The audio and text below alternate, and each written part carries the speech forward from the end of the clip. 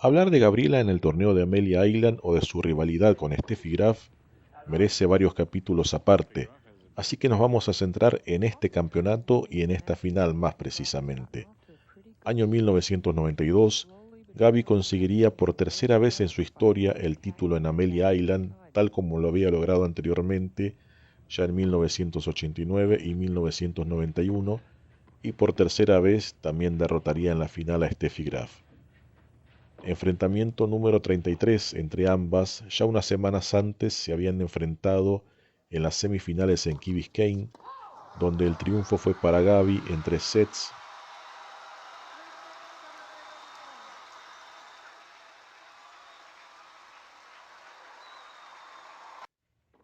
Y aquí volvería a ser la vencedora, logrando su victoria número 11 sobre la alemana, lo que la seguía consolidando como la jugadora que más veces derrotó a Steffi en la historia. Un dato curioso, cada año que Gabi ganó en Amelia Island hubo alguna particularidad, algún dato de color. Ya cuando veamos las finales del 89 y la del 91 veremos cuáles fueron en esos años. Acá en 1992 tuvo que ver con el tornado que azotó Amelia Island Plantation un día antes, hecho que obligó a las finalistas a un esfuerzo singular: jugar semifinal y final en un mismo día. Gabi derrotaría sin demasiado esfuerzo a la española Conchita Martínez por 6-3 y 6-3.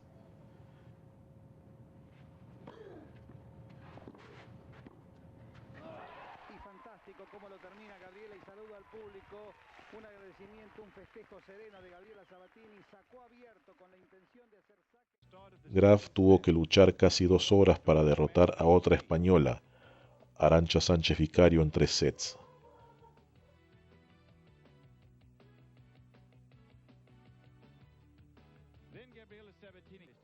Así que les propongo disfrutar de este gran partido y de este inolvidable triunfo de Gabriela.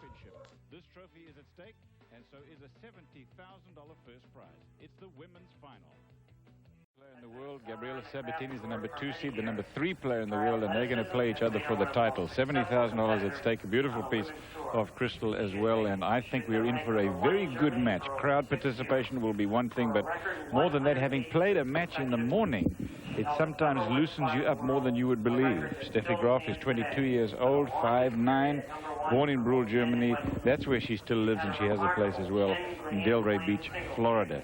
Kind of a second home for her. Well, it didn't help her at all that now that she's living in Florida, Cliff, against Sabatini. They just played a couple of weeks ago at the Lipton on a hard court, and Graf has really had a lot of head problems against Gabriela Sabatini. She had it again at the Lipton. It was in the semifinals, and Graf had won the first set, 6-3. Graf was up in the second set, lost it in a tiebreak, and then totally fell apart. It was a night match. An awful lot of people were behind Sabatini in this one. It sort of sounded like a Davis Cup match. Everyone cheering for Argentina.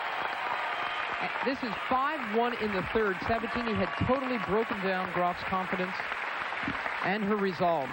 And match point went like this. A double fault, and this has been the situation. Sabatini has really taken over the rivalry between herself and Steffi Graf, and it is something that Graf desperately wants to change here today. Mary, you could almost have said, you could have run a tape of the match that they played the year before this, and you could have said the exact same thing and you'd have been right, because they had a match that was so similar, it's scary. Gabriela Sabatini is 21 years old, born in Buenos Aires, and she also, as you can see, is a part-time Florida resident. Key Biscayne, very close to the site of the Lipton Championship, the International Tennis Center down there in Key Biscayne, which is also the home of the USTA National Player Development Program.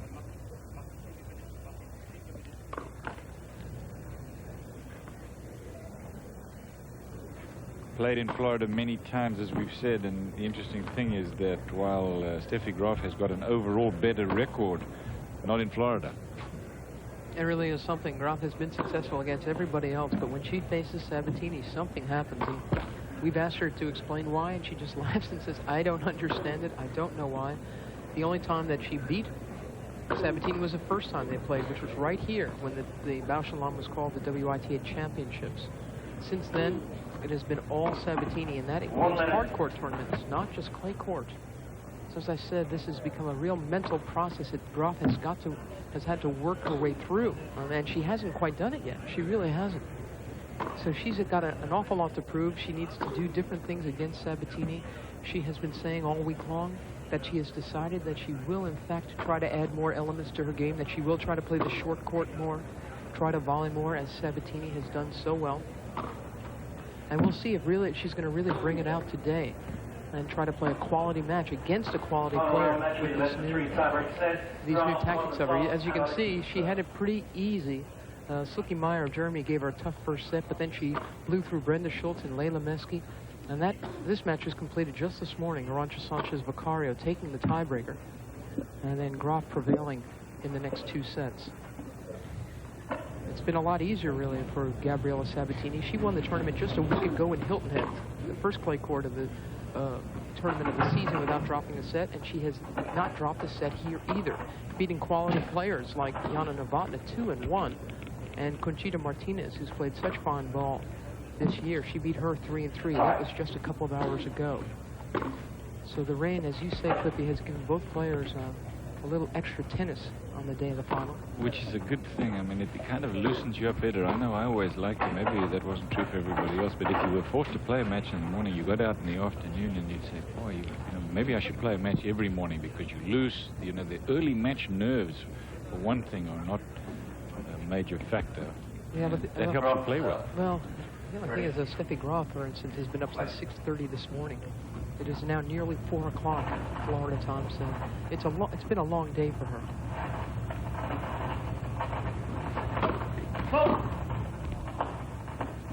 Still, the adrenaline is flowing at this point. For both players, you can be sure of that.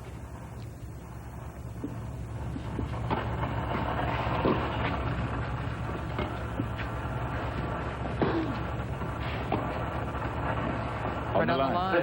And there's a pretty serious microphone problem on the court. They've gone through a couple, and it's pretty distracting for the players. Steffi's looked over a couple times.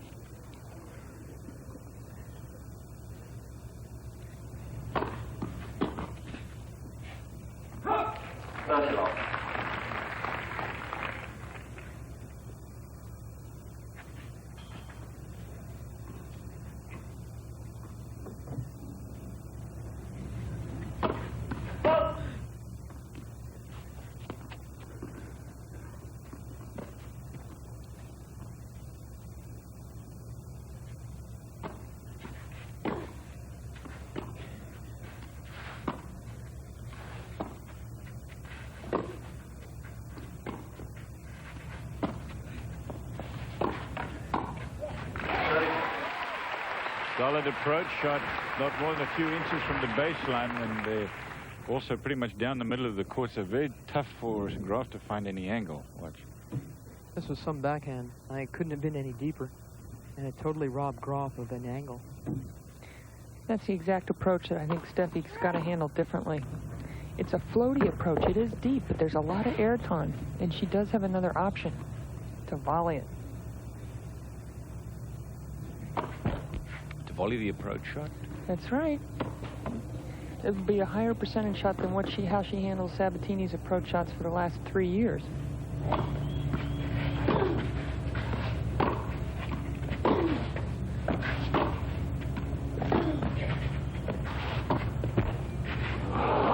We should give the impression, by the way, that Graf is totally dumbstruck at the notion of playing Sabatini. In the biggest tournament they played in last year, Wimbledon, Sabatini twice served for the title, and Graf was able to prevail.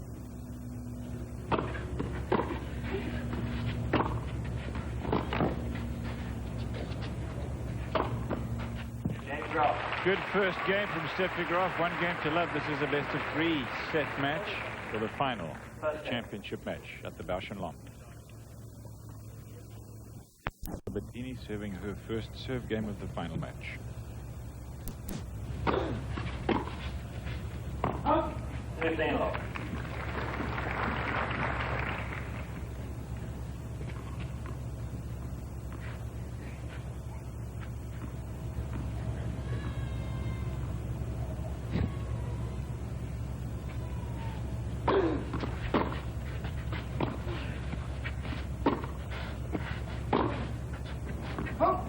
what you'd think Sabatini's strengths and weaknesses are at home. Well, here's what our experts say. She's added more aggression, more variety to her game, and as we've been saying, she's got a very strict mental edge over Steffi Graf. The weakness is the serve. She's been working on it, but it's still the single most attackable part of the game.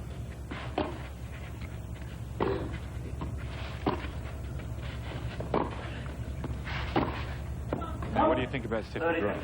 How would you call her? Well, she's a beautiful mover, and she can serve very well. Her forehand is a strength of hers, though it's been letting her down a lot lately. And it's the one that she goes to for quick points, but sometimes they're quick on the wrong end of the racket for her. She's got an attackable backhand, and again, her game is in transition. It's in a state of flux because she's trying to add more of a forward game to her, and that has, not only is that a difficult thing to do, but it breaks down your confidence. She's trying to do things that she really hasn't grown up doing. There was the weakness of Gabriela Sabatini. You were talking about married double fault. That's your first. I bet you nobody at home was saying to themselves, game in transition. But good point.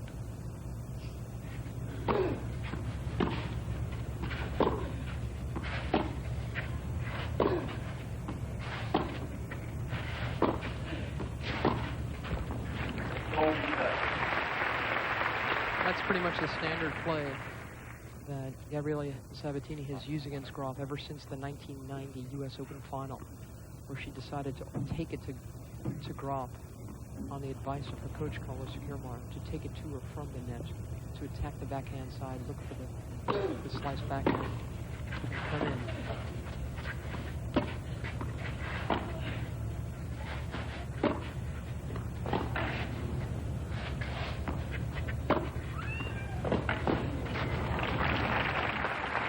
The backhand side and hitting the forehand as often as she can. Graf again, and that time it worked. Deuce. Graf happens to like this particular way to play, the all forehand cross court like that. Sabatini continued to try to find the backhand side and couldn't. And gave Graf the forehand she likes.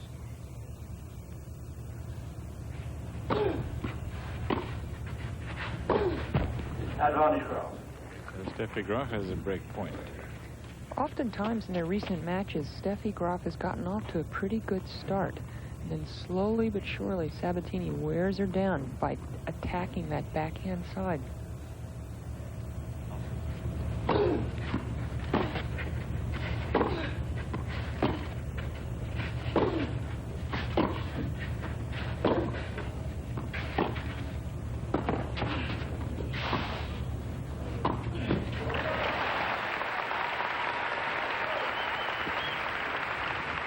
Good play by Sabatini because she saw she had Graf so far out of court, and she snuck in and made that volley right there before the replay started. That really was the opening, and that's what Graf could do more.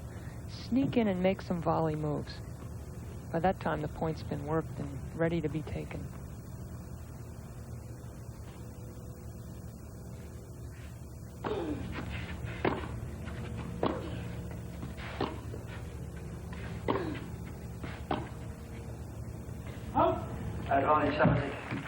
Game point Sabatini. The first Grand Slam tournament that Steffi Graf won was the French Championships. That was in '87. She won the Grand Slam in '88 and came within a game of winning the Grand Slam in '89. And her last Grand Slam, of course, as you've already mentioned, was Wimbledon last year.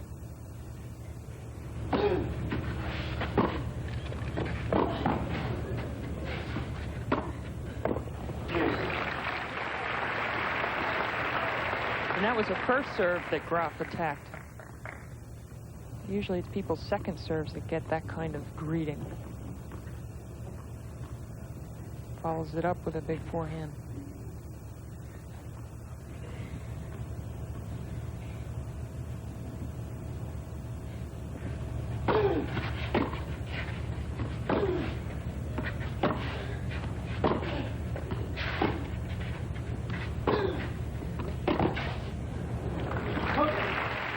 Sabatini again. Sabatini's won only one Grand Slam by comparison. Her Grand Slam record with Steffi Graf. That was the U.S. Open, not this last year, but the year before.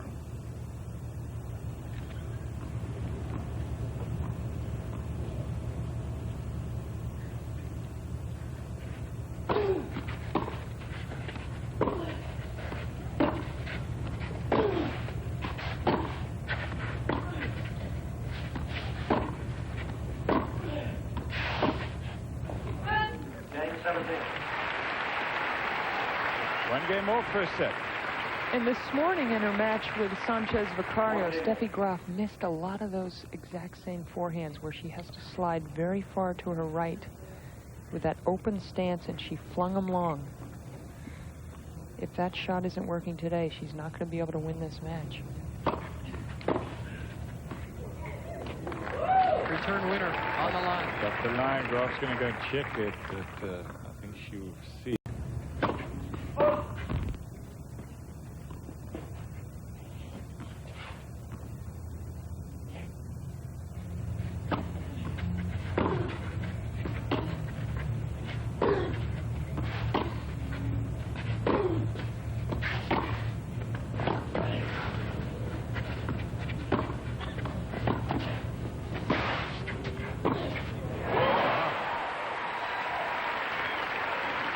Graf should have been in earlier in the point. She allowed a shot to bounce. This one right here, had she been at the net for this shot, she wouldn't have gotten herself in trouble. And so she made a pretty nice looking volley. She left too much court open for the Sabatini backhand down the line, which is my favorite shot of hers. And also, Graf's instincts were all wrong with that backhand volley. She was so low, she had to keep it in front of her, up the line, not open up the court.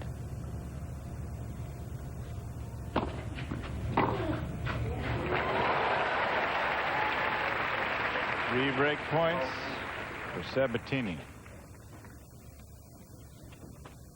This shot is so rare in women's tennis because it really does require not only good timing, but great strength.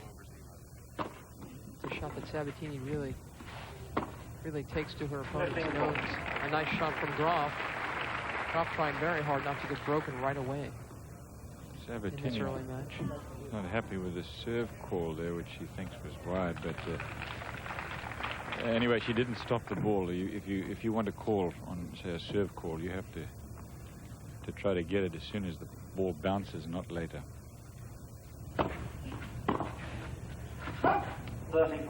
Those are the rules. And this surface is the only one where you'll see linesmen get up out of their chair to check a mark. Only on clay.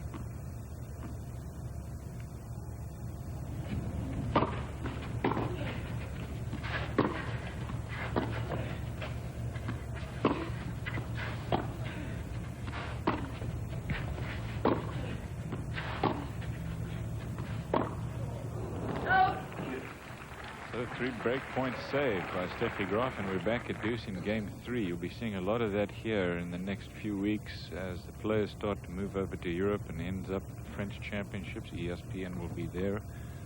Over 50 hours of coverage from Paris. Live coverage.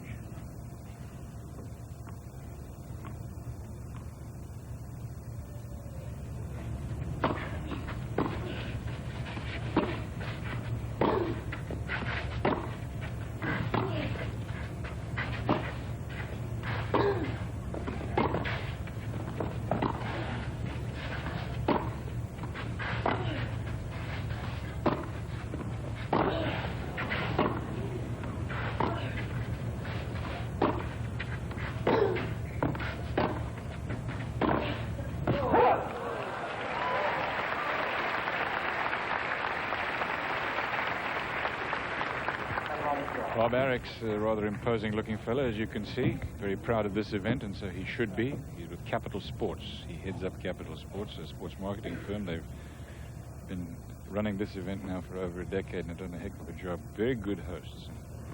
For all of us, we thank him for his hospitality. He's got great support from both these players who continue to come back here year after year. Provide great. We've seen a lot of good finals and semis from these two.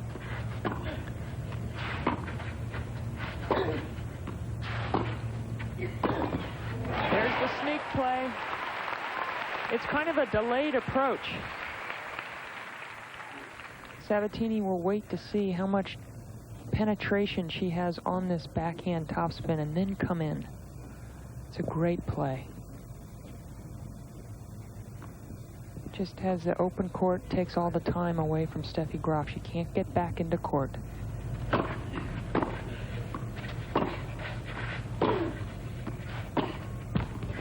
Advantage 17. Break point for Sabatini again. She's had 3 in this game already. She says that she was naturally a pretty aggressive player as a schoolgirl, and Carlos Kiermaier has brought that out in her again. And it sure has helped her game.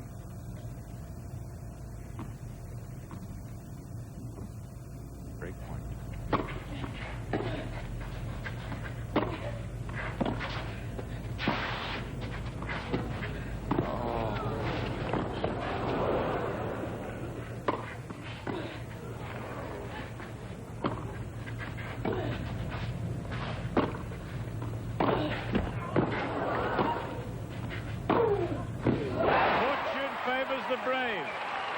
Gabriela Sabatini gets the first break. You see Steffi Graf shaking her head as if to say, how could that have happened? How indeed. What a well-played point from Sabatini. She hung on, and she has the break. It's 2-1 first set. Sabatini with a break first set. We've talked so much about how Graf has finally decided she must, in fact, change her game, then that she needs a little bit more game to stay at the very top. It's something that it took her a very long time to accept. In fact, she's only decided to take it now, this new direction. Accepting a few things, that accepting a few weak points in my game and accepting to work on them. I think that's been really difficult because I like to do things good, and you start off doing a few things that you're not as good as the other parts. Yeah, you're not doing too well in the beginning, and I think that's very frustrating at times. But once you accept it, that you're going to make mistakes and you won't do as good right from the beginning, I think then you'll feel better at the end.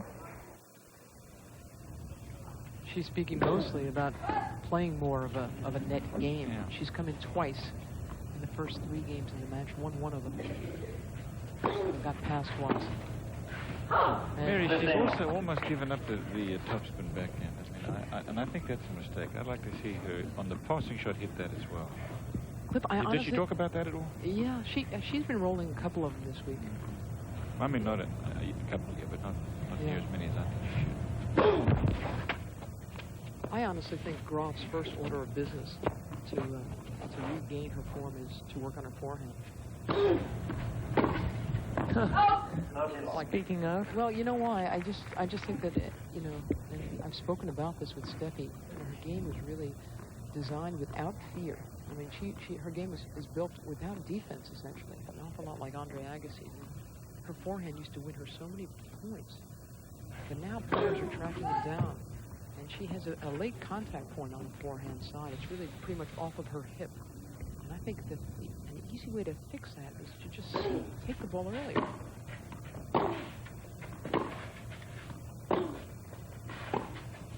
Again, going to the backhand side and drawing dividends. I think with Graf's forehand, it's an ocular thing. If she moved it, if she took her forehand about a foot in front of her. Look, watch where she makes contact here. See how late she is? That's really like off of her hip. So it's you know, and the ball is coming at her a lot harder than it used to. A lot of the players are hitting with so much more pace and depth. So she's being robbed of time that she used to be able to play with against these players.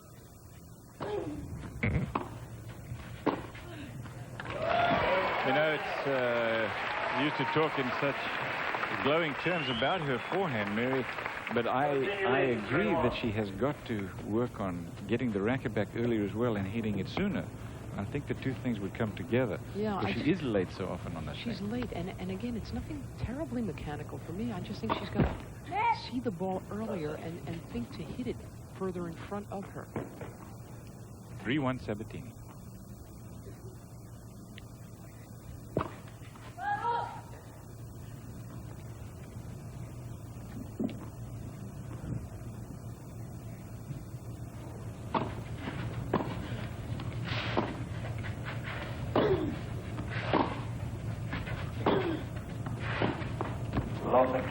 and if I can just add something, is what the players are feeling when they play Steffi now versus 87, 88 when she dominated. The forehand was such a strangling shot for her opponents several years ago, and today it's nowhere near as strangling. I think one of the reasons is because she's taken so much more time worrying about the backhand.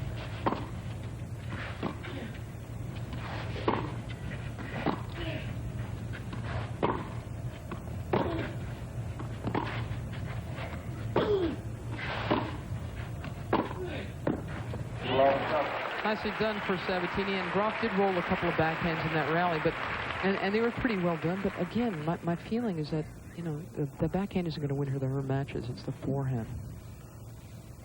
Take a look at that. 86, number 3, 87, 88.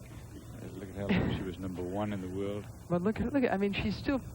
Yeah. I mean, we keep talking about Graf slipping away. I mean, she's not gone yet. She's number 2 in the world after all. Yeah. She's got a tremendous game. I'd love to see her get back the arrogance needed to use that game to win. And she's operating without that right now.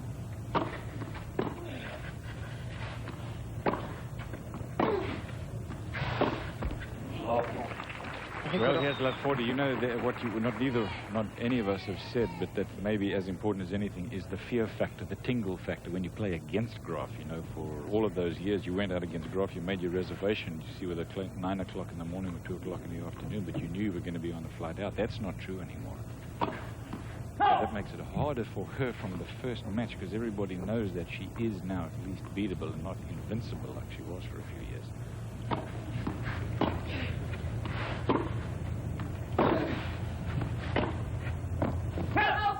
That sails, and Steffi Graf is in trouble in this first set. Deep trouble. 2 breaks of serve. 4 games to 1, and Sabatini will serve when we come back.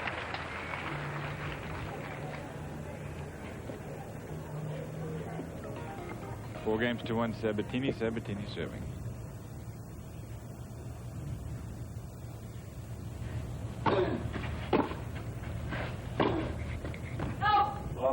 That's the first error for a while off Sabatini's racket. Her ground strokes have been so penetrating off both wings.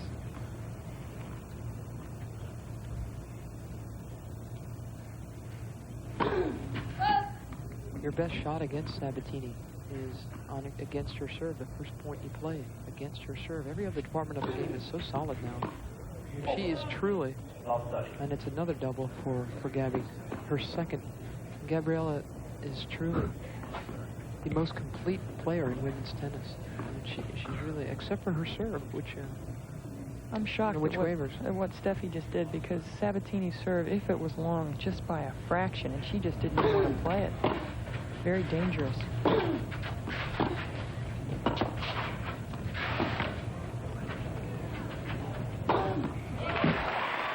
Now, that's the same play that Sabatini has given Graf a couple times when Graf has come to net, and that is that finesse back cross court, and Sabatini volleys it in front of her, up the line to Graf's forehand. That's a much smarter play.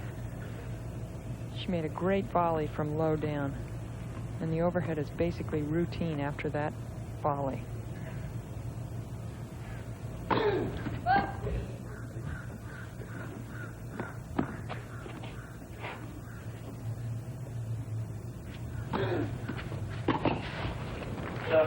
We're 30 all in this game, 4 games to 1, Sabatini. We're right back to where we were about a year ago. The Virginia Slims of Florida, Steffi Graf beaten by Sabatini in the final Lipton Championship again.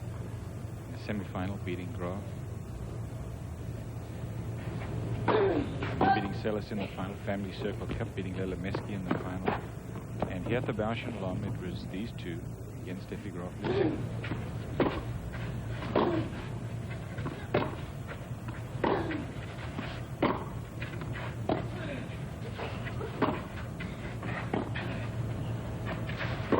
And Steffi backs up.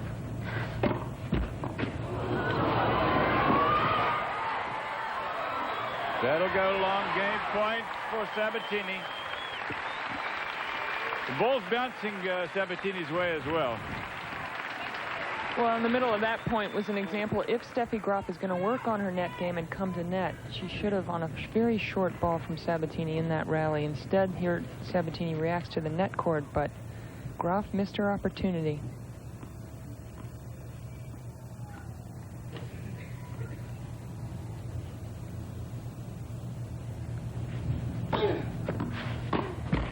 Game 17.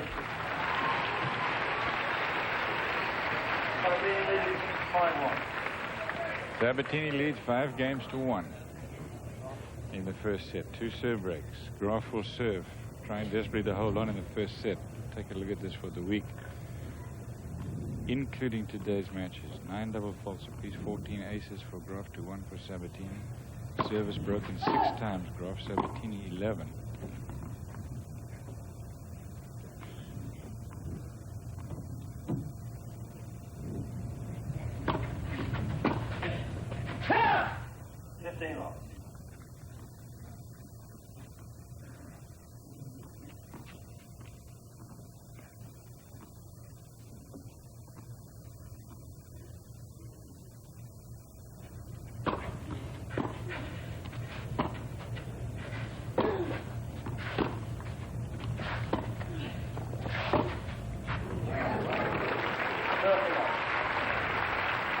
So in a period of 6 weeks last year, Sabatini won all but one. That was the final at the Lipton to Monica Seles. This is a very difficult shot that Graf made. And it's not the kind of thing you want to try to do all match long.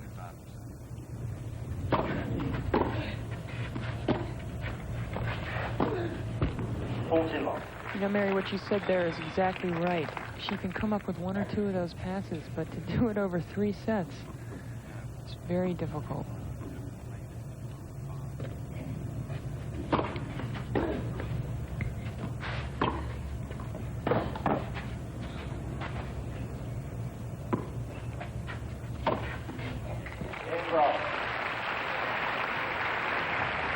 Graf holds on 5-2. Gabriela Sabatini to serve for the set after this break.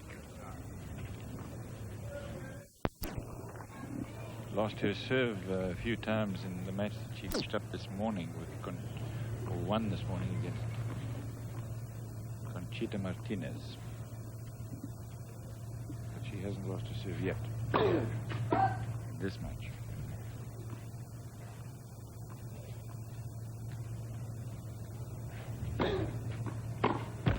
Love.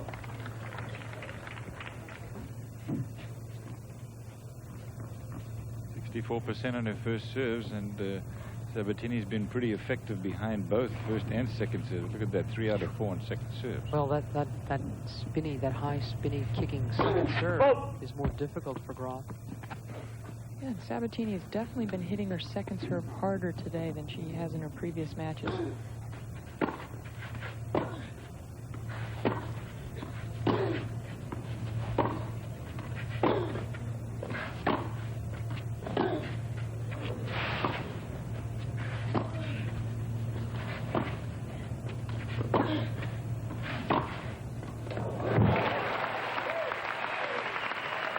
About a call, you think that is, or why that reaction from Graf? I think the reaction was just to try and psych herself up. Okay. And she played a great point. I don't think anything was too close on the calls there. Maybe that one. I like it when Graf gets angry, though. I think, and she needs to do that against Sabatini, because sometimes in a Sabatini match she'll get disconsolate and go away mentally and emotionally. She's got to stay with this. There's that slidey wide forehand we've seen a lot of errors off of. 2 points from the first set for Sabatini.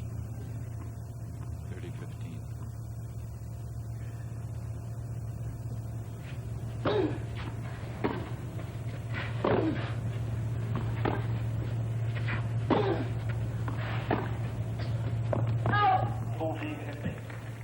It's only natural that Steffi would hit a lot of long balls against Sabatini because she's so worried Sabatini's going to take the short ball and approach. So you try to get that extra length. I just remember the days when no players could get it. So you get length against Graf because they were never controlling the rallies. She was always forcing short stuff from her opponents and then putting them away. That is the big difference now.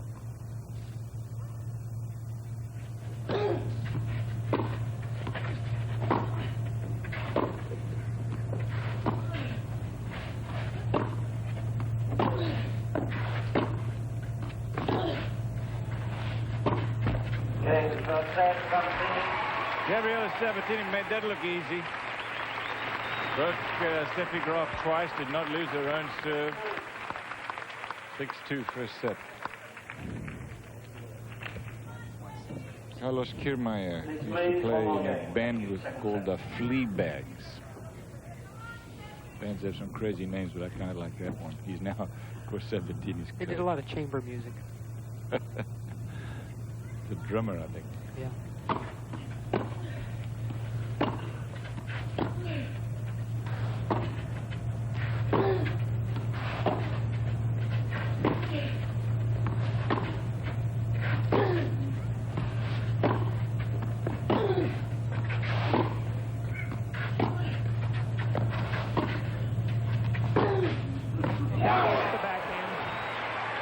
Great shot or what? I mean, I'm even thinking in the men's game, there are not that many guys can hit that shot so effectively. It's not an easy shot to play. Watch this again. You know who used to do this one pretty well? Lendl. He kind of liked that shot. Yeah, he sure did. How many women have you ever seen shoot something like that down the line?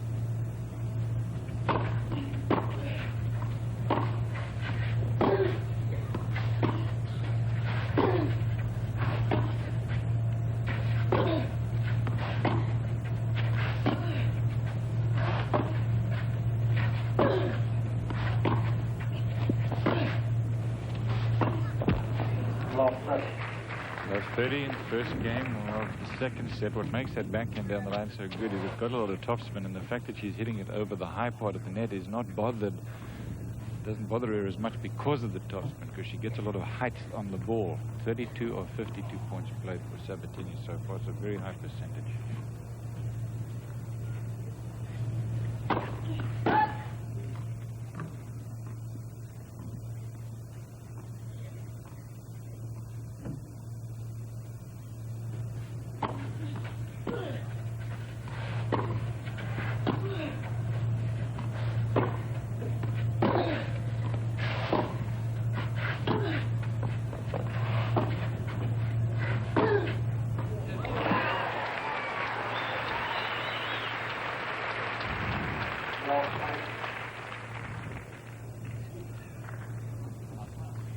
It's a very difficult shot to read, this backhand down the line, because she really explodes, bang, the last fraction of a moment, and pulls it down the line.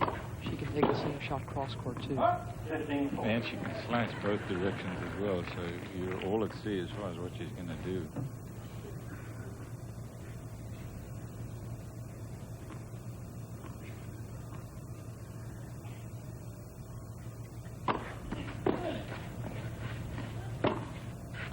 Three breaks in 7 tries for Gabriela Sabatini. Don't take your head off to her. She's just playing very, very good tennis. Some errors from Graf, yes. But Sabatini's in fine form. 6-2 and 1 game to love. 2 and leads at 1 game to love with the break. She'll serve here in the second set. Sabatini is number 1. Monica Seles, who won the Australia, number 2. Arantxa Sanchez Vicario has been playing very well this year. Mary Jo Fernandez at number 4. Conchita Martinez, 3 times a finalist. She's at number 5. Then Navratilova, Graf, Frazier, Garrison, and Jana Novotná at number 10. That's the Kraft Tour point leaders.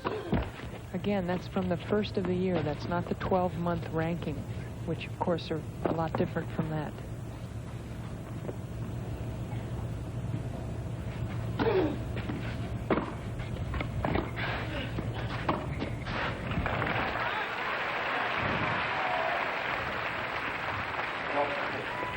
Play that Graf should use a lot more, because she's got a good return of serve. When she clocks it, she should follow it in. She even hesitated there for a moment before deciding that it was the right play. You wonder if Steffi ever watches on a video, watches some of these matches, and if she couldn't visually see some of the opportunities that she passes up, if that wouldn't help.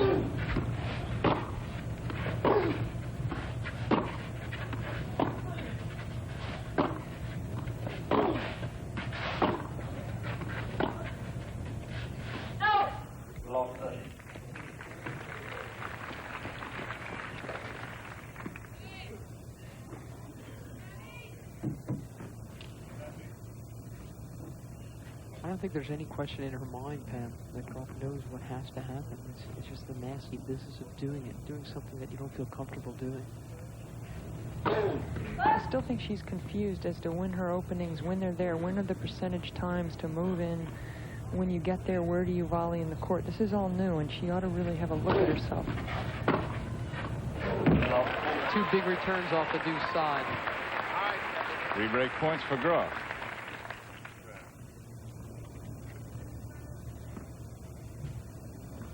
See, she prefers when Sabatini gives her a little bit pace on serve. It's the very spinny, high-kicking Sabatini second serve that she's been worried about. Gabby doesn't like one of the balls very soft. Of course, new balls just came out. This is the 10th game of the match. New balls after 9.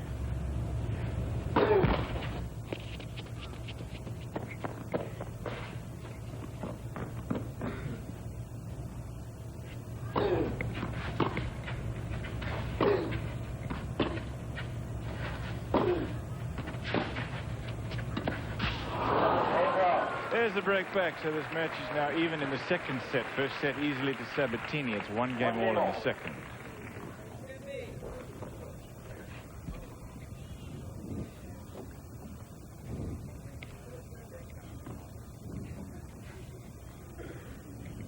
First set, you can see Graf really struggling on serve, and she had, you can see twice the unforced errors and not nearly as many winners as Sabatini. I mean, all the numbers are pretty much going against her right now.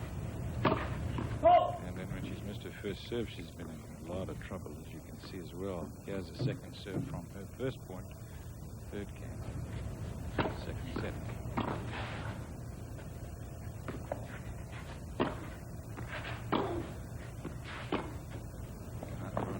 Well, and there's an example. I mean, she got on the offensive with a great second serve out wide. Sabatini floated it. And once she lets that ball bounce, then everyone's back to neutral position. Sabatini's actually got the edge then. They're both on the baseline. I like Sabatini's chances in a long rally more than Graf's.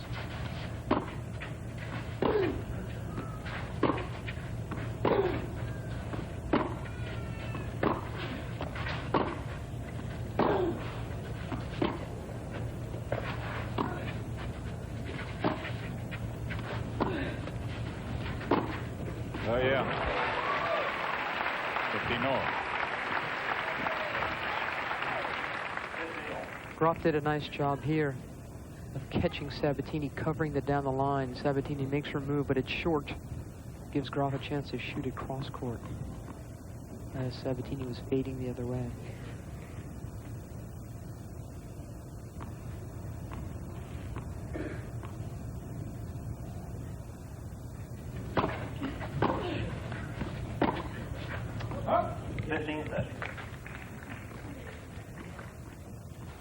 Tom McDermott is the chief operating officer of the Bausch & Lomb company. In fact, he's said that he's going to retire here in the next year. Behind him is speed skating champion Kathy Turner. Won 2 medals at the Olympics.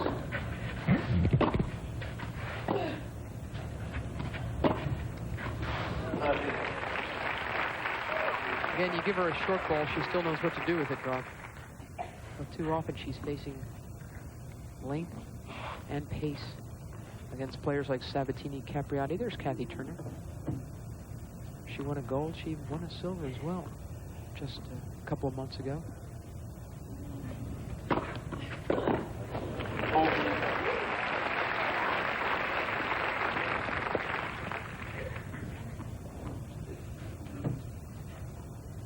I asked Kathy Turner the other day what the big injury is with short track speed skaters.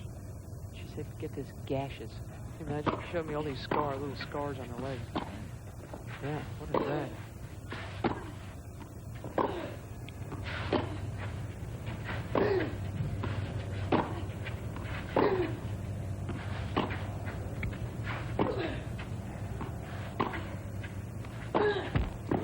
The down the line backhand. That time it did not work. So Steffi Graf is ahead. A new kind of deal for this match. She lost the first set 6-2. 2-1 in the second.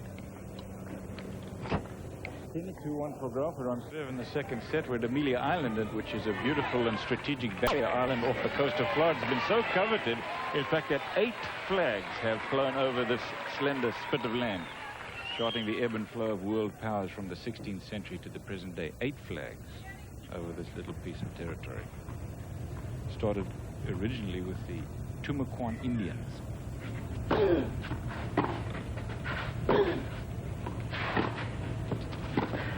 Love 15.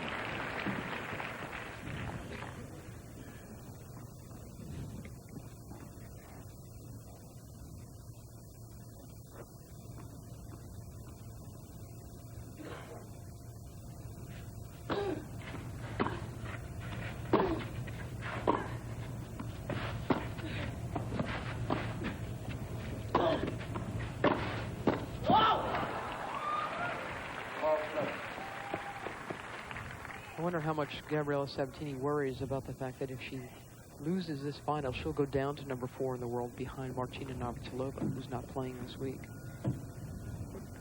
Knowing Gabby, probably not that much. No, I don't think that's what she cares about. I agree with you. I think most players at this level are really looking to win major titles more than anything else.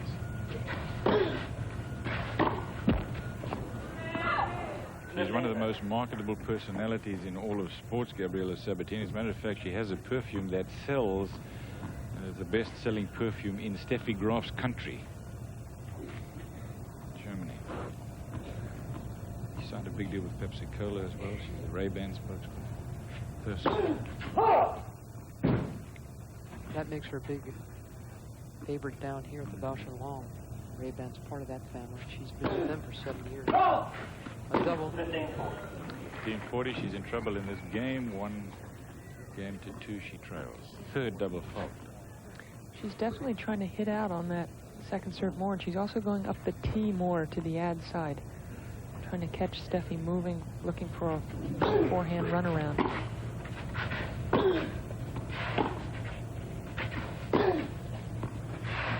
Sneaking in. It is good.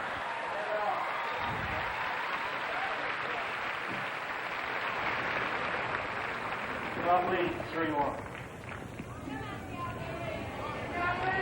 Nice movement from Steffi Graf. Sabatini went for that volley, but couldn't put it away. Didn't do enough with it. And gave Steffi Graf a chance to close out this game, an all-important game for her. She's trying very hard to make her move in set 2. 3 games to 1. Has there been a turnaround here, or what? 1 set and a break in the second set, and since then Graf has won 3 games. Well, Steffi showed this morning that she's fairly resilient after a tough run by her opponent, because she lost the first set this morning 7-6 and was down an early break in the second and came back and won. Thanks for bringing that to Pam. It's probably time to remind you, if you've just joined us, that this match is being played in the afternoon, Sunday afternoon, but they both played matches this morning because of rain yesterday.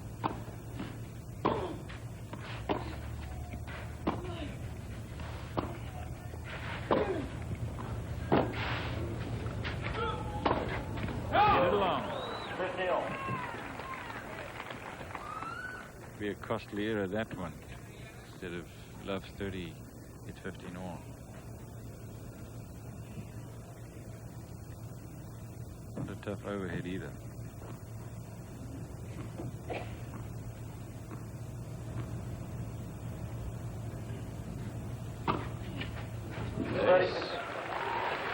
Right off the line. I mean, it hits the line there, it'll skid on you, and that's what happened to Sabatini. Way out of reach. Not much you could do about it.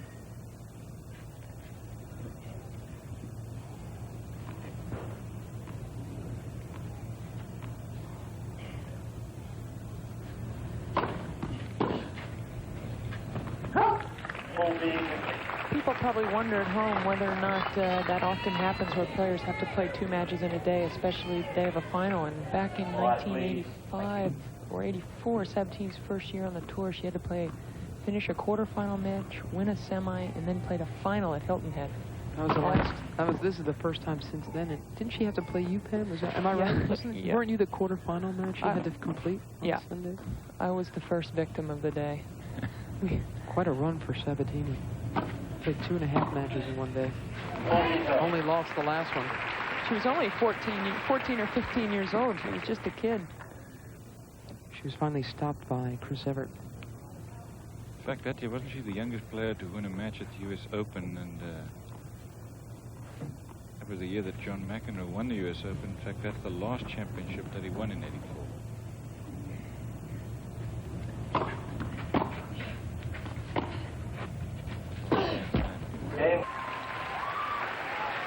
Steffi Graf has turned this match around. It's 4 games to 1 for Graf. She's won 4 games in a row.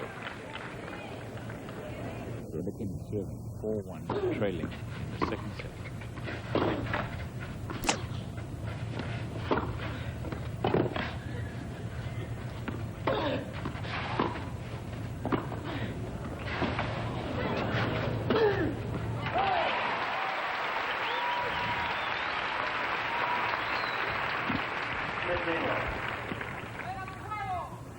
Sabatini really had to work for this one.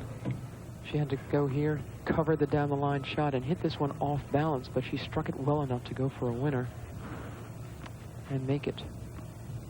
She hasn't won a point on second serve in this set. She's been broken twice, so she doesn't want to miss her first serve. Graf is starting to climb on it.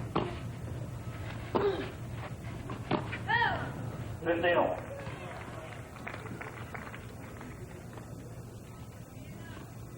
Nearly 60% on first serves.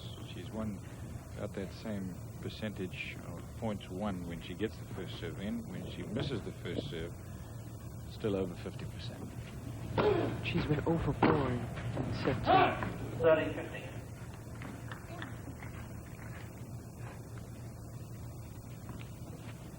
Yeah, this is a must game for Sabatini. She broke Graf twice in the first set. And once in this set, the first game of the second.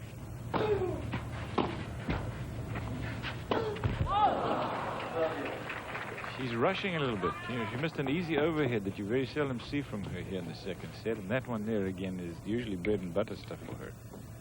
Well, I'll probably making a few notes there, so now I've got to talk to her about that afterwards.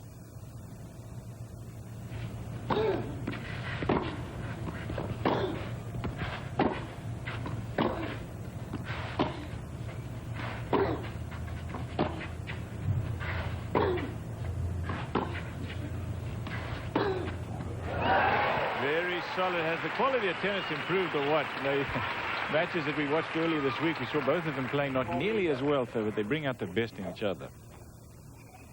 Watch this again. Here's the down-the-line backhand that Sabatini just flails away at.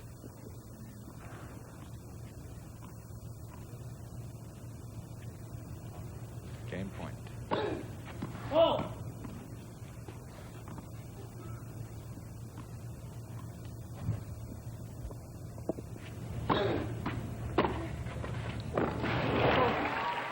Again, she punishes the second serve.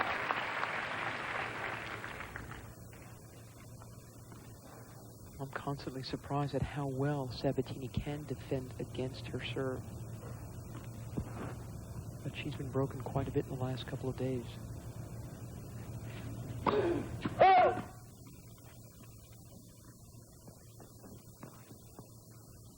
And this will bring up another interesting opportunity for Steffi. One of her favorite returns is the big forehand back cross court.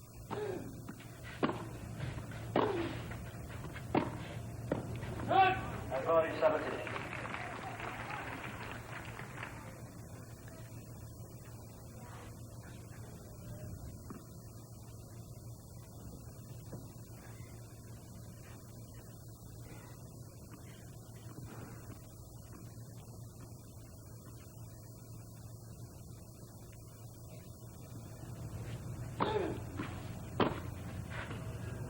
Yeah.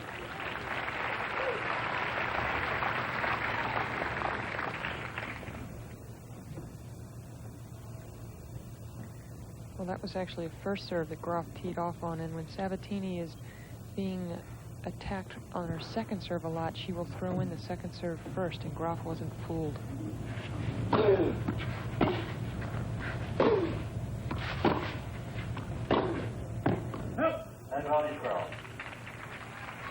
Chance here for Graf to break again, give her 5-1 and serve for the set.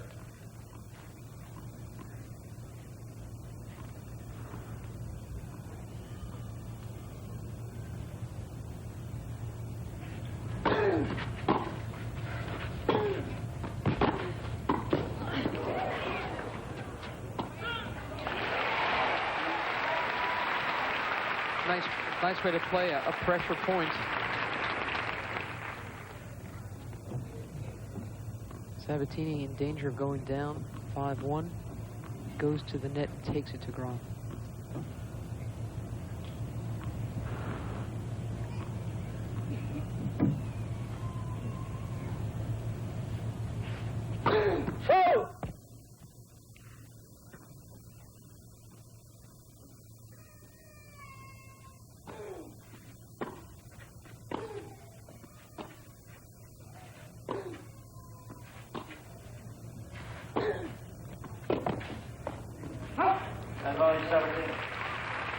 Well, there's a child in the front row of the box seats behind Gabby that's not enjoying the match. He's crying pretty loudly. Not Mary's child, but I don't know what a little kid like that's doing on the front row. Bob Euchre would be very jealous. Game point, Sabatini.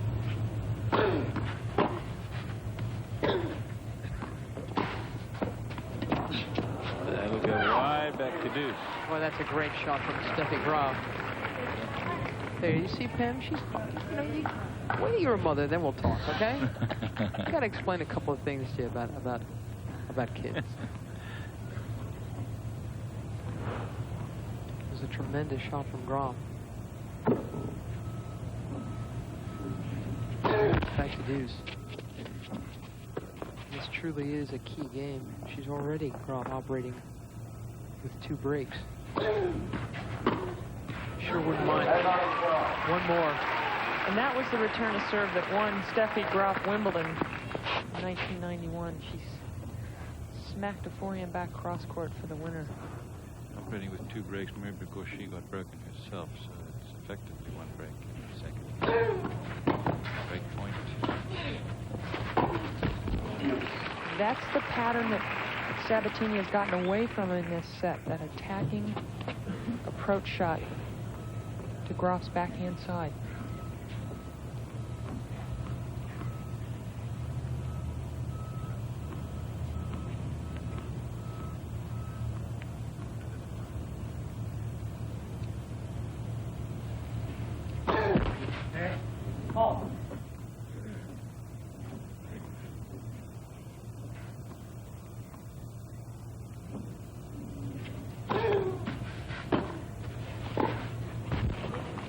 Big return, very close to the line, and we have another break chance.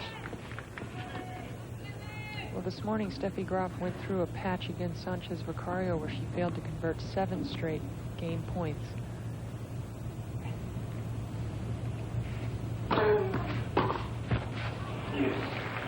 Sabatini hasn't held her serve yet this set. The only game that she won was on Graf's serve in the first game. Heidi Graf, Steffi's mom, looking on.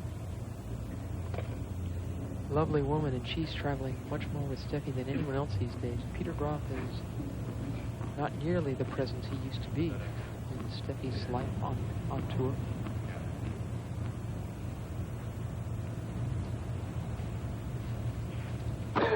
Oh!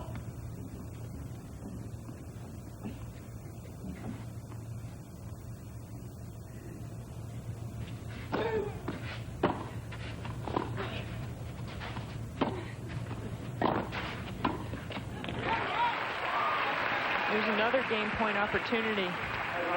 And Graf worked her way to net to earn this another break point chance. It's a smart play, and she comes in on this next shot. Good backhand volley. But this is something else Graf used to do better in '88, is close out these games. She seldom let her opponents off the hook. Fourth break point of this game. That's why there is the break, so Steffi Graf has 5 games to 1, and she'll serve to the second set. In 5 straight games. Sabatini beat Graf last year. Graf beat Sanchez Vicario in '90. Sabatini and Graf again in '89. Navratilova beat Gabriela '88. Graf over Mandlikova in '87, and Graf over Kota Kilsch. They both spent a lot of time on this court.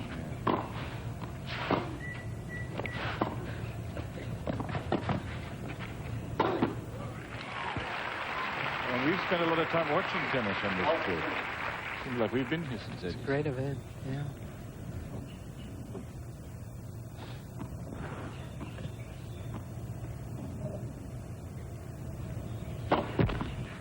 I remember when Chris Evert played Gabriela here in 1985, and it went 3 sets. I was sitting quite close to Chrissy, and Sabatini was hitting shots between her legs, driving people crazy. Everyone was rooting for her. On the changeovers, Chrissy said, looked over where I was sitting and said, what does she think this is, Wimbledon or something? Chris ended up winning that one, but it was 6-3 in the third, and it was a very entertaining match. Nice big backhand from Sabatini.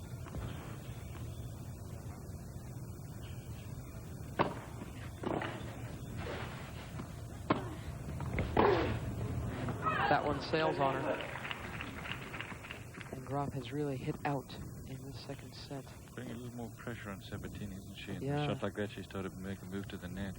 About 20 minutes ago, Steffi Graf was down a set and a break. And she's won 5 straight games.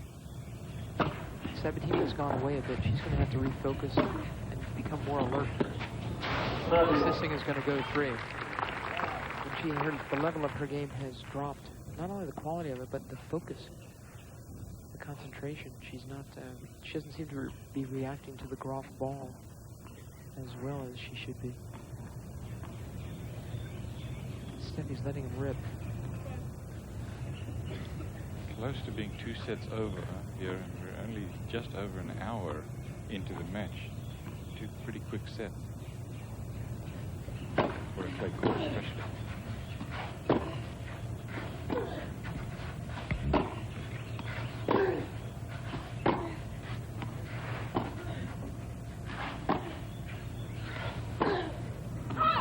Set point Graf. And remember that and it looks like it certainly will go 3 sets. This will be their 5th set, this 3rd set of the day. Hour and 4 minutes so far.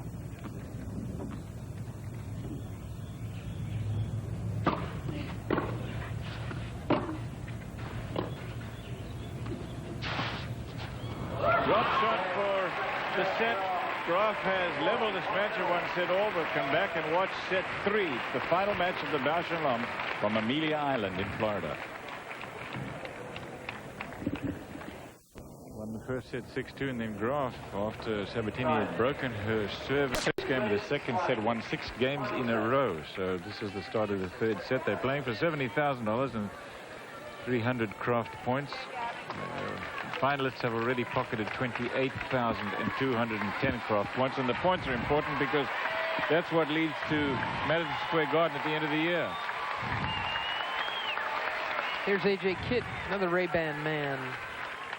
He won himself a World Cup downhill earlier this year.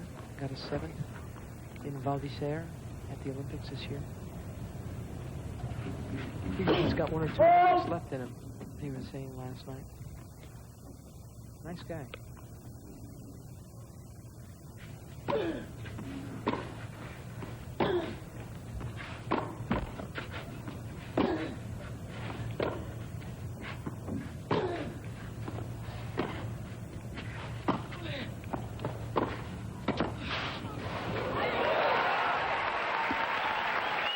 Just barely stayed in, the stretch volley winner from Sabatini.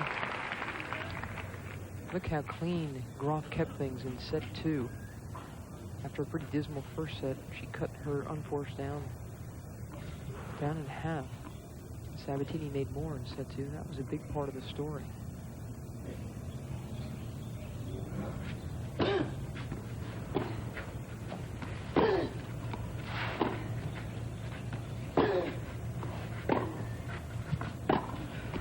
Just inside the line, and it got a little bad bounce. In all, first game, 3rd set.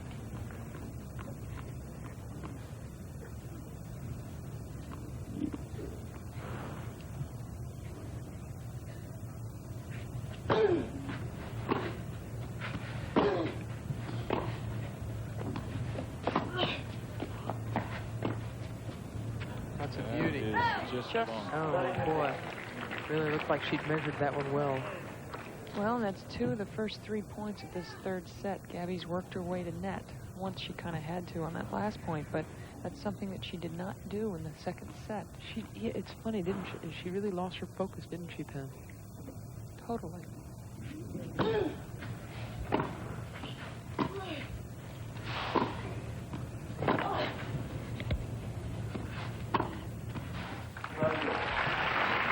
Well, there's some shocking bounces off the lines here.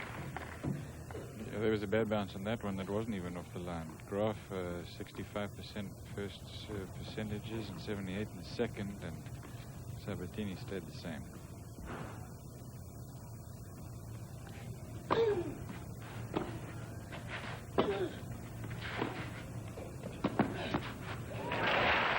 Three for three now from the net this set.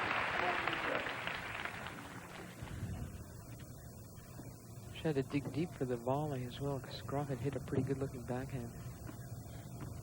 Both players like to play that little finesse backhand, back cross court, keeping it low for the incoming volleyer. Very good technical volley, actually, that last one she played. I mean, you can't argue with any of the mechanics of the stroke.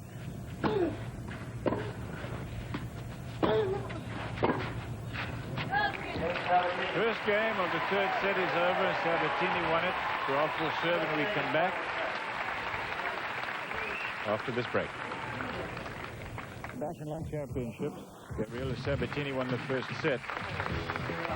And the second set. Here's what's on Monday Night Baseball here on ESPN. The Braves and the Cincinnati Reds. The alternate game will be the Yankees and the Blue Jays. And on Tuesday night, you can watch the Padres and the Giants. The alternate game will be the Dodgers and the Astros.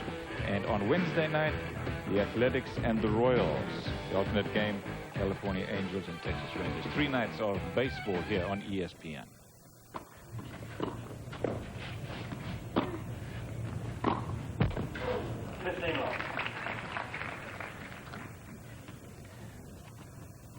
Well, Sabatini won all 4 of her points in the first game of this third set by coming to net. We'll see if she starts attacking the Graf serve, especially the second serve.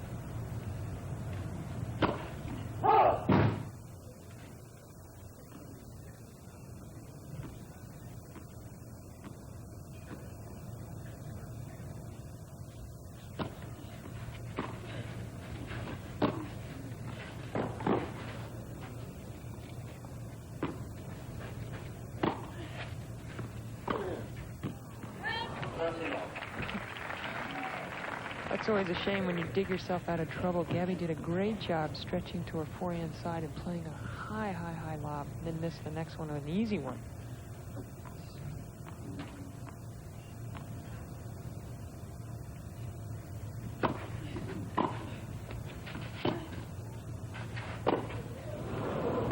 You gotta sort of wonder if Sabatini's a little bit tired.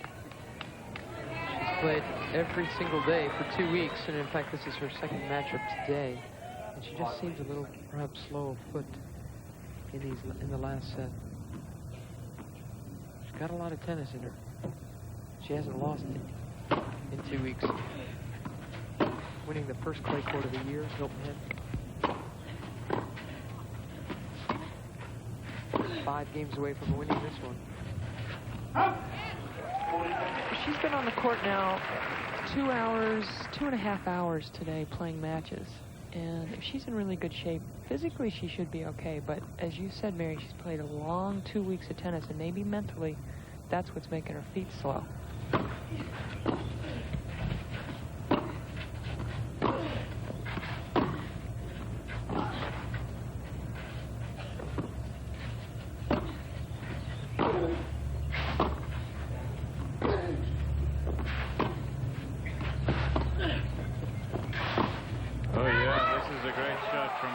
She holds on and wins the game. It's 1 game more in the third set. 1 game more. Sabatini running around an awful lot. She comes in, and that was a very fine approach shot she hit from well beyond the baseline. Graf scooted off a winner. And this is a tough shot for her to make. And she still pulled it off. So 1-1 now. I think it behooves Sabatini to play the net more, make these points shorter.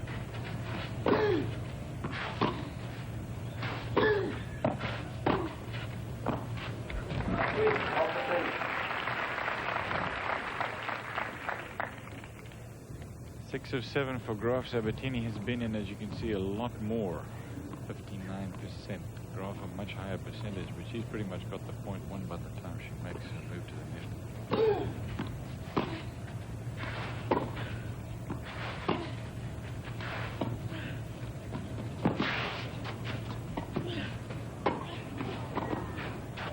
wide.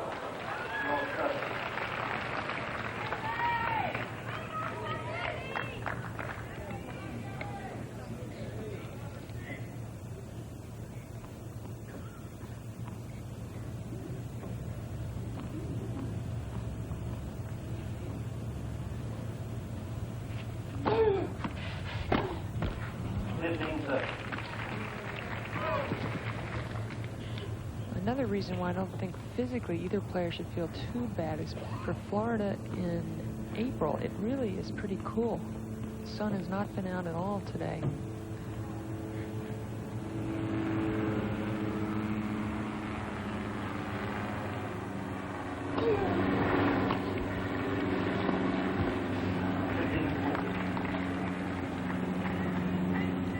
I just think she's a little fried mentally. We've seen her go through funks, Sabatini, and pull herself out of them. And she will need to do just that in this final set. Because Graf really looks very, very alert. Moving well, very agile. She's hitting some shots that she hasn't hit against Sabatini in a long time, since Wimbledon last year. Great point.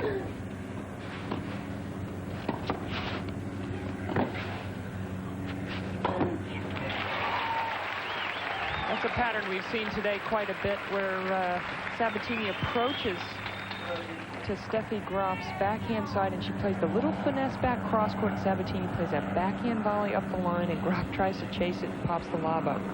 I've seen that about 6 or 8 times today. At the break point.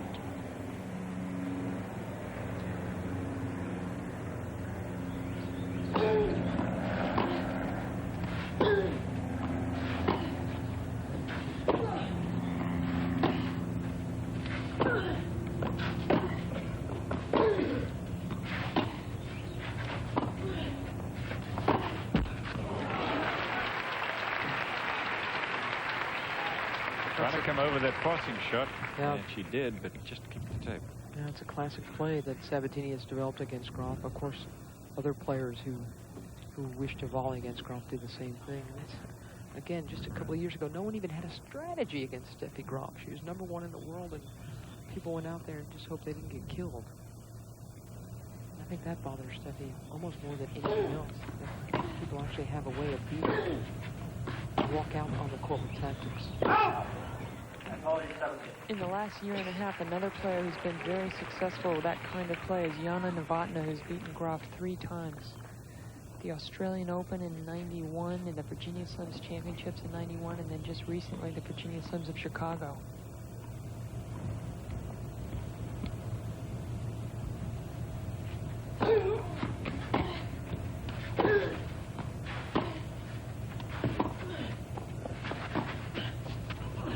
Lob is good.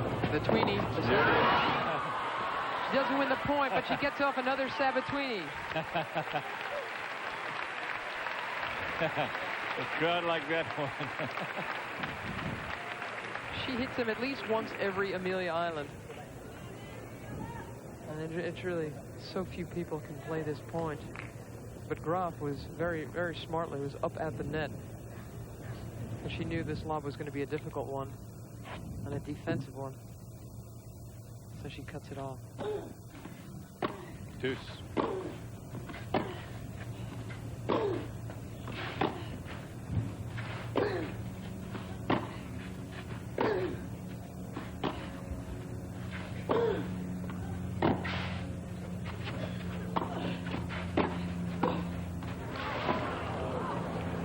Solid volley from Sabatini. She's got a game point again.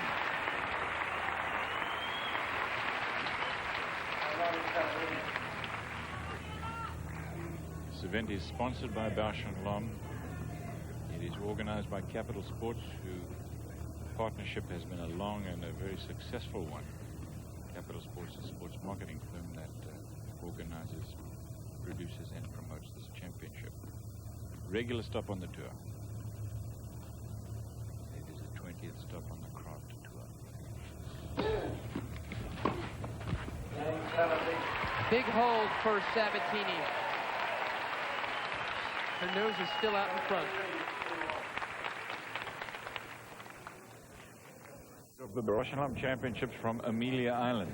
We're at the Amelia Island Plantation, northeastern section of the great state of Florida. Let's take a look at the rankings as they stand now on the women's tour.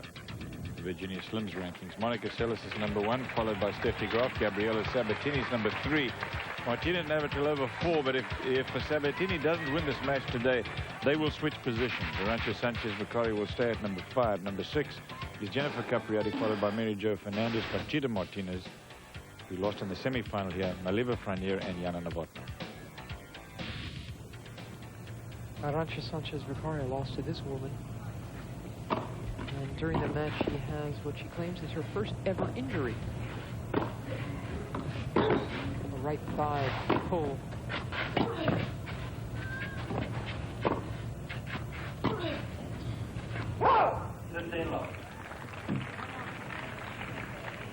And this is the brightest the sun has been out all day long. Actually, since Friday, I suppose, or since Thursday. Or what day did we? That's right, Friday it was a nice day. Yeah, Friday one. Yesterday was floods.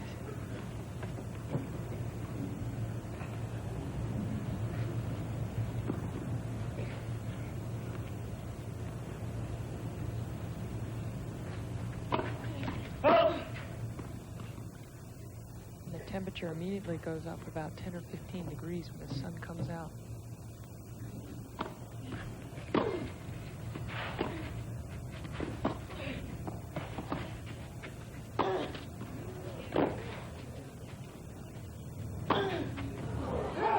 Wide. Called wide. Sabatini may want to have him go check the mark. It's a mark that everyone can see. Let's see. It is very close. Ted Watts is the chair umpire from England. Confirms a wide call. Actually, Sabatini made a very difficult backhand overhead. It was really the more difficult of the two smashes she was asked to hit. This is the one that she hit just wide. She doesn't miss too many smashes. That's unusual for her. If you're in Graf's position there, you want to see a whole mark. That way the ball was definitely out, unlike eating an apple. You know, you also want to see a whole worm, don't you? Half a worm. Wow.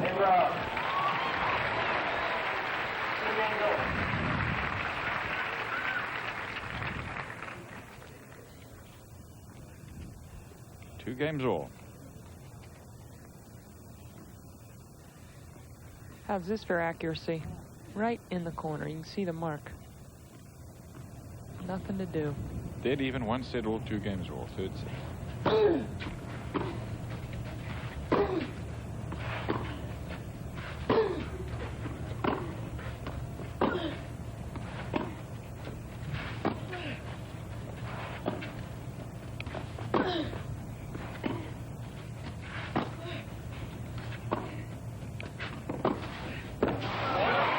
Passing shot. That's her favorite. You almost had the feeling, didn't you, that Graf knew she was going there and still didn't make enough of a move to cover it.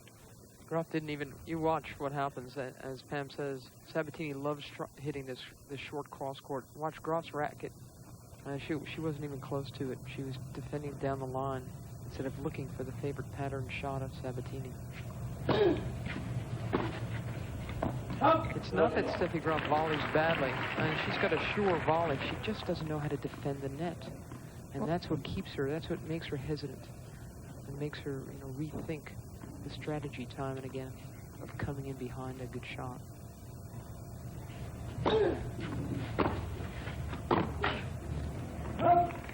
Also, Steffi Graf might want to consider not always coming in giving her opponents an angle.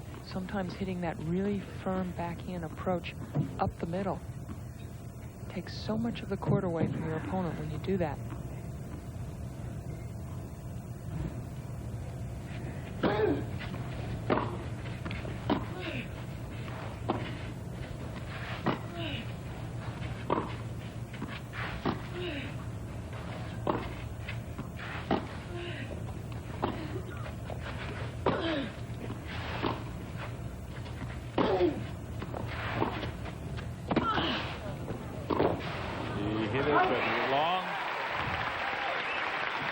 Game point, Sabatini.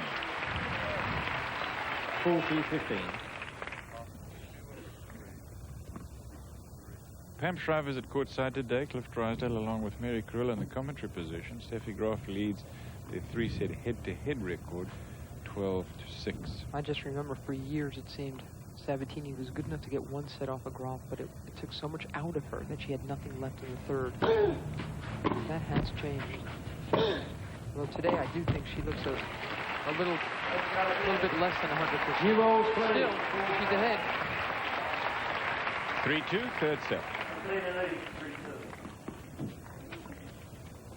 In the past, and now we are locked in another one. Third set, and it is really turning into something. Take a look at this. 49 sets for Graf and 32 for Sabatini. Graf has won a lot more games than Sabatini overall, and there are their records by surface. On clay courts, Graf has won 7, Sabatini 3. On hard courts, 7-5, 5-2 on carpet indoors, and on grass, Graf has won both, including Wimbledon this last time out in the final.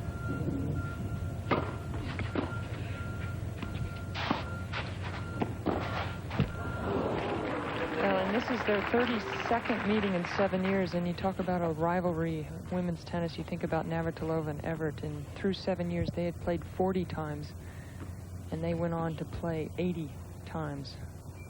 These two could catch them. They'll have to stick around a while. I don't think that'll ever happen. I don't think two competitors will ever, in any sport, meet 80 times as Martina and Chrissy did for nearly 20 years.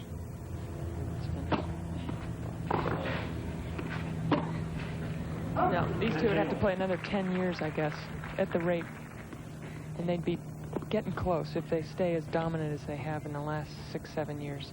See, Martina and Chris, of course, used to get to every final when they played in the same tournament or darn close to it. And now with Monica Seles and Capriati and all the others, it's not going to happen.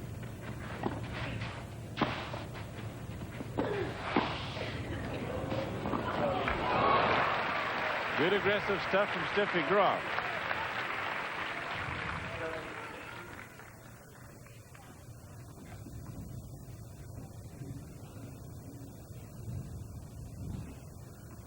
Shadows, you can see Sabatini is in the shadow of a tree that hovers over the stadium.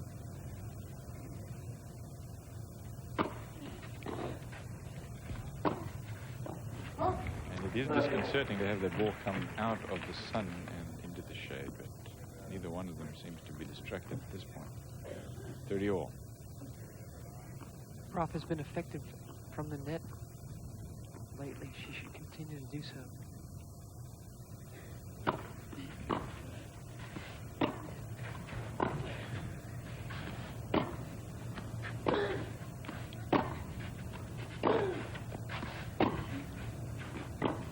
Ooh, I don't know. Sabatini glanced over at him, didn't he, after the ball bounced?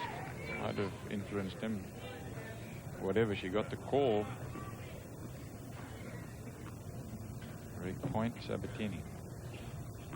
Sabatini has a big edge in the third set because she's the one serving up. She's leading.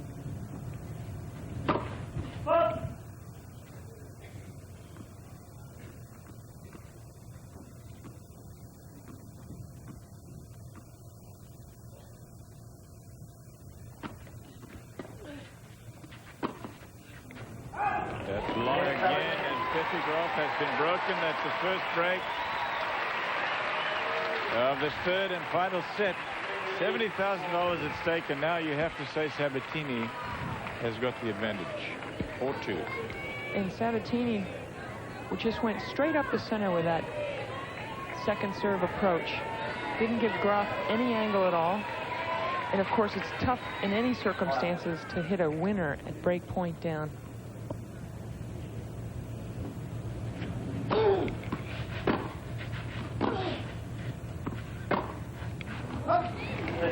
Start to spray the forehand again. You just wonder if Steffi believes in her heart that she can win tough battles against Gabby now. Of course, she won last year's Wimbledon, but other than that, not many wins.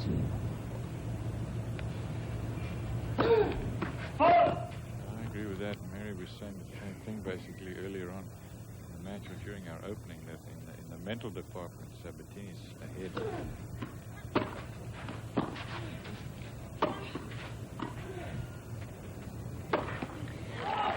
When you talk about comparing these two to Chris and Martina, that's probably the thing that's most similar, is how Chrissy had the early edge, so much like Steffi did in this rivalry, but now the tides have turned.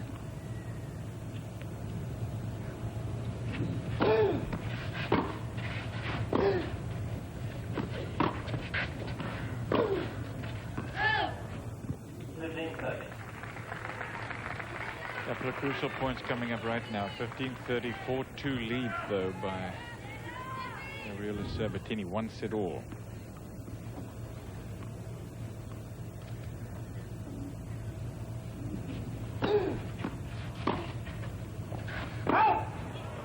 Boy, she's missed a couple of close ones. 3 in fact in the last 5 or 6 points over there. Yeah, she's lost, you know, she's given Sabatini some cheapies, real cheap points in the last few games. When she really needed to knuckle down, the ball has sailed on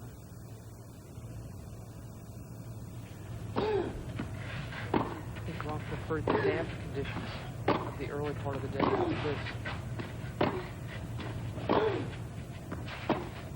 Heavier ball, heavier court.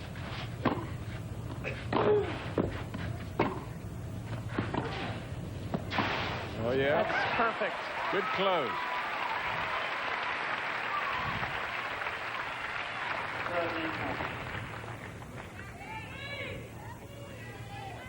Steffi had a couple of chances where she may have worked into the net before this forehand approach. She has the right instincts. Look how she closes. Only ends up about 3 feet from the net. Break point.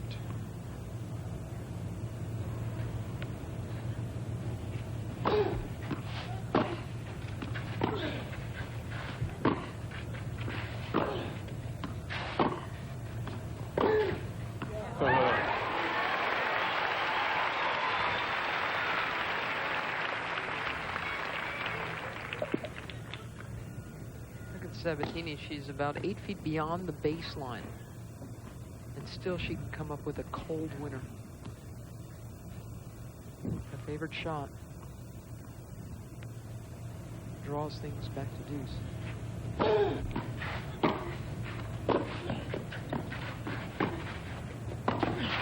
Another sneak approach, but not good enough. I'm not sure if Steffi saw Gabby coming, or whether Gabby was just too slow getting in. B. Break point.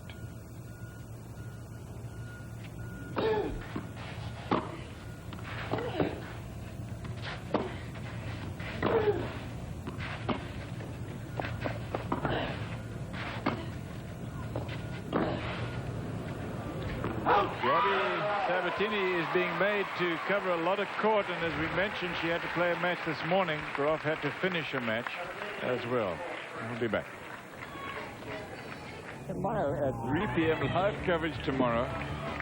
The America's Cup, Kansas will take on Stars and Stripes to see who is the defender of the America's Cup. Closing in on the latter stages and the most exciting part of this match right now. 4-3. Sabatini leads. No breaks. There have been, I should say, 2 breaks. Traded, though, on serve. Third set.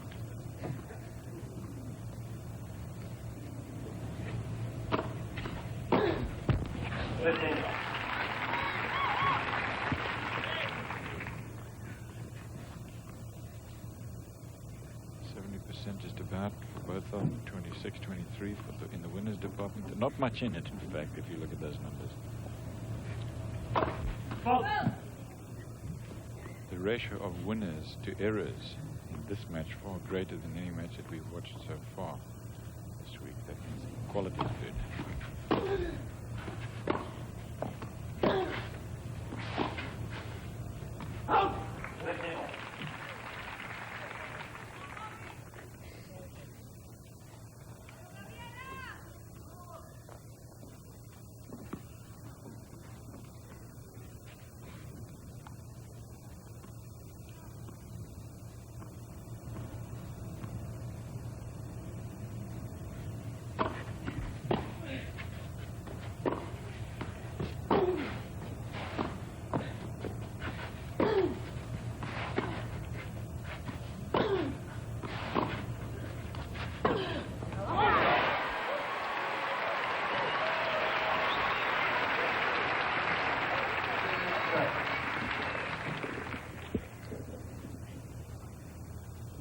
Sabatini putting an awful lot on the ball, really rolling over, gets a short ball she wants.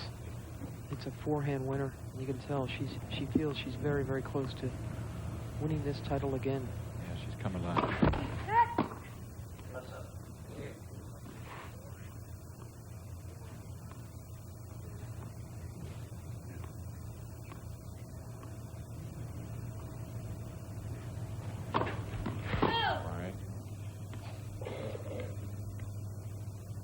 Serve at 15:30. Look where Sabatini is.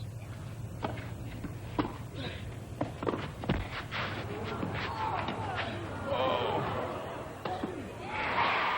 What a shot from Sabatini. That thing hit the net, and she didn't just jump right up and hit it when it was in the air. She let it drop, and it nearly caused her to lose the point. But again, that's 2 huge points in the last 2 games. When Graf has served, that Sabatini has attacked the second serve. Once was on break point to go up a break earlier, and this time to give her 2 break points.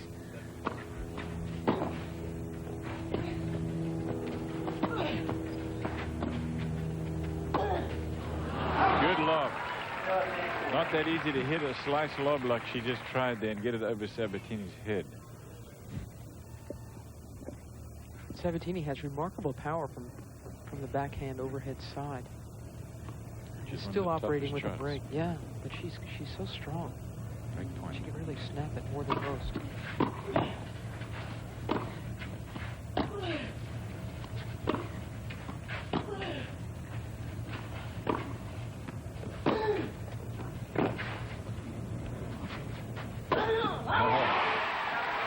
Not easy.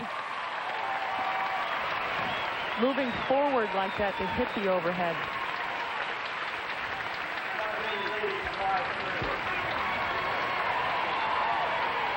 That was a great game from Sabatini. You could sort of see the fire in her eyes during that game. She wanted it badly, as you said, Mary. And, she won it. Well, how much confidence will Gabby here have to hold serve? Today, she has lost serve. I don't know how many times, because this morning when she played Conchita Martinez, she dropped serve 5 or 6 times. A lot more than she wanted. Serving for the match.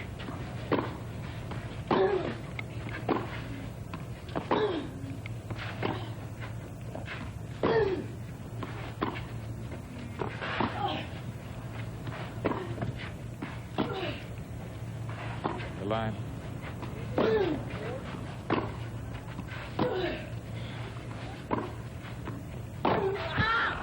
Still making Sabatini cover a lot of ground.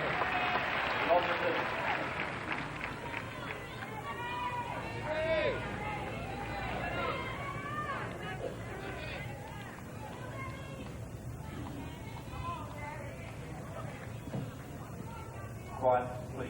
Thank you. Well, Gabby's taken her 25 seconds plus a couple extra here. Low 15.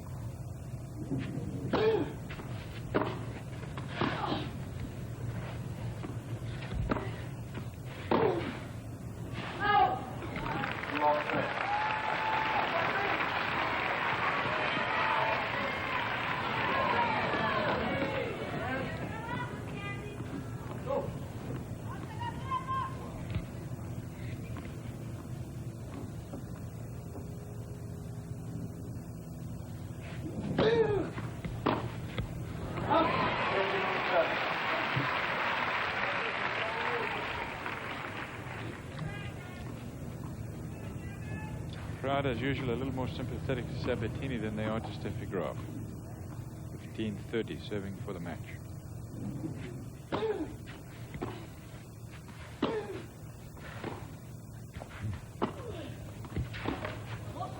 Big approach shot. Well, the only place in the world that Steffi Graf would have the advantage with the crowd would be in her home country of Germany. Every place else, it's Sabatini.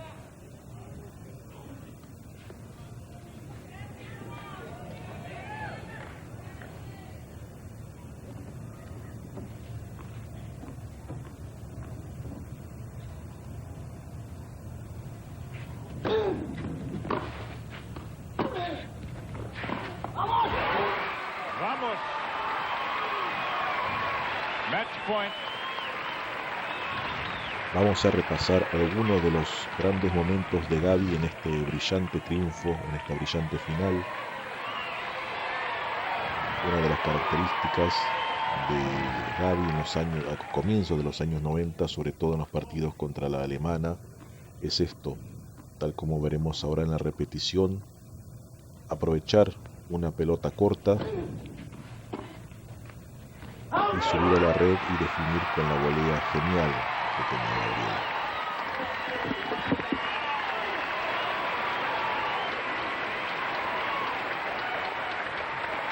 Very good stuff by Sabatini. She was challenged by Steffi Graf. Second set won by Graf easily. But eventually it was Sabatini again who prevailed in the three-set situation. Gabriela Sabatini, the winner, $70,000 richer. She's the Bausch and Lomb champion for 1992.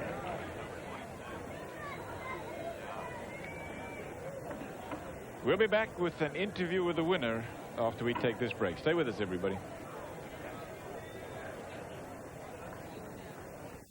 Here at the Bausch and Lomb Championships, the winner is with our Pam Shriver. Pam? Gabby, it's a little unusual to have to play 2 matches in a day. Did that first match take anything out of you, or how'd you feel in the whole final? Yeah, it was hard. I was probably a little bit tired from the second set. But, you know, I just tried to hang in there and try to fight. What gave you the confidence in the third? Is it your recent history of so many wins over Steffi? Does the crowd help? Yeah, a little bit of everything, I think. In trying to play more aggressive also really helped with that. Well, congratulations. Thanks very much. Cliff? Thank you, Pam. Congratulations again to our winner here, Gabriela Sabatini of Argentina, in 3 sets. We'll be back with the final word of our coverage of this Bausch and Lomb Championship from Amelia Island after we take this break. Steffi Graf in 3 sets, 6-3 for Sabatini in set number 3, and Mary Carrillo was, I guess, another day at the office for Sabatini. She came back again in the 3rd set. It really was a fine effort from Sabatini because she really seemed to be playing at least an entire set of that match out of a hammock. She got real tired, I thought, but she fought very, very well, hung around, and once again was able to beat Graf in the 3-setters these two seem to play so often. Good effort from Sabatini. So Sabatini repeats here as the Bausch and Lomb champion. She was the holder and beats Graf in the final for the 2nd year in a row. Our coverage of the Bausch and Lomb from Amelia Island has been brought to you by Bausch and Lomb, worldwide sponsor of the 1992 Olympic Games.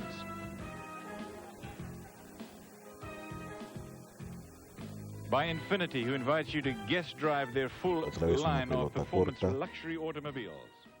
Y aprovecha para ir a la red y definir con este toque magistral.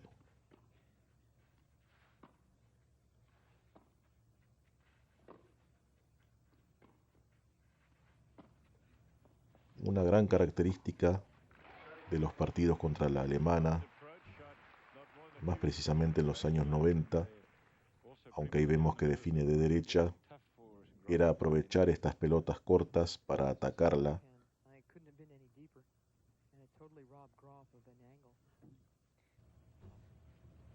Otro punto genial, la red parece que juega para Steffi, pero finalmente lo de Gabriela es genial.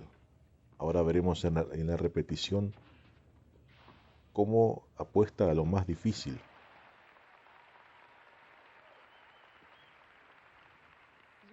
Fíjense cómo, teniendo la oportunidad de jugar cruzado, lo juega paralelo, pero lo define con una magistral volea y el momento sublime.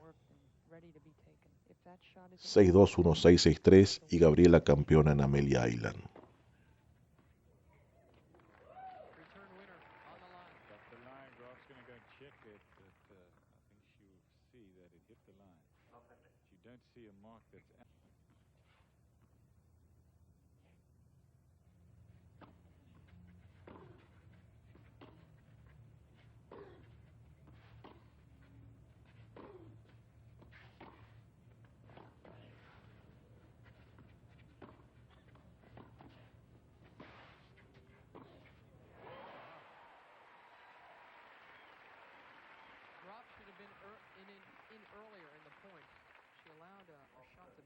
this one right here, had she been at the net for this shot, she wouldn't have gotten herself in trouble, because she made a pretty nice looking volley. She left too much court open for the Sabatini backhand down the line, which is... If it was long, just by a fraction, and she just didn't want to play it. Very dangerous.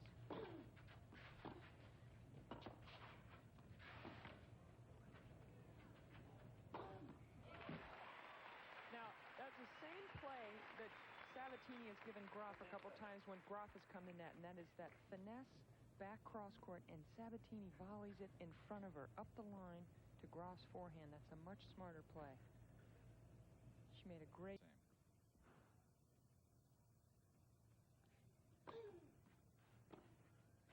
Same. 3 for 3 now from the net this set.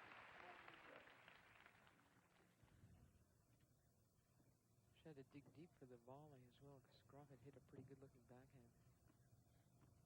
Both players like to play that little finesse.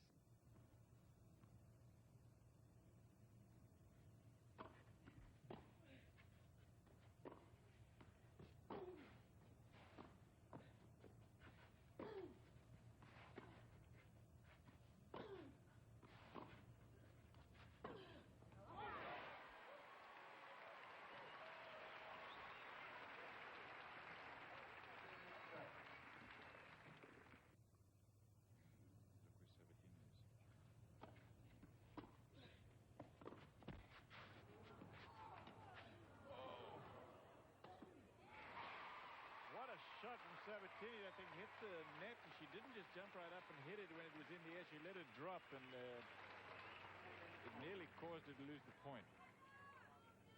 But again, that's 2 huge points in the last 2 games when Graf has served that Sabatini has attacked the second serve. Once was on break point to go up a break earlier, and this time to give her 2 break points.